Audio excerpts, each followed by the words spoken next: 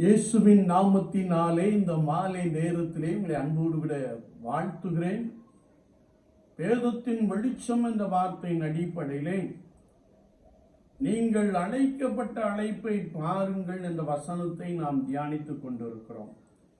இன்றைக்கும் ஆதியாகமத்தின் புஸ்தகம் 29ஆம் அதிகாரம் 30ஆம் வசனத்தை நாம் வாசிக்கின்ற போது, பட்சபாதமில்லாத அன்பு கூற ஆண்டவர் நம்மை அழைக்கிறார். வேதத்தை நாம் வாசிக்கின்ற போது யாக்கோபு ராகேலை அதிகமாய் நேசித்தான், லேயாளை அற்பமாய் எண்ணினான். ஆகவே கர்த்தர் ராகேலின் கற்பத்தை அடைத்தார்.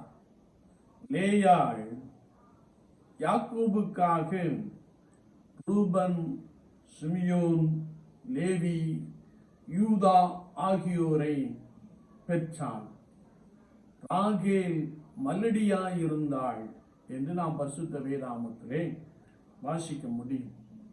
விசுவாச வாழ்க்கையிலே பட்சபாதம் இல்லாத அன்பு கூற ஆண்டவர் நம்மை அழைக்கிறார்.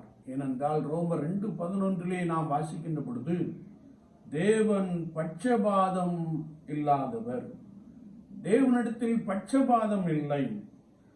ரோமர் 2:9 நாம் வாசிக்கின்ற போது, உங்கள் அன்பு மாயமற்றதாய் இருப்பதாக. எல்லாரிடத்திலும் அன்பு கூறும்படியாய் ஆண்டவர் நம்மை அழைத்திருக்கிறார் என்பதை நாம் மறந்து போக வேண்டாம். காண்கிற எல்லாரிடத்திலும் அன்பாய் இருப்போம். நம்முடைய அன்பு மாயமற்றதாய் காணப்படட்டும். அன்பிலே வளருவோம், அன்பிலே பெருகுவோம். அதற்கு இந்த ஆண்டவர் நம்மை அழைத்திருக்கிறார். ஆமென்.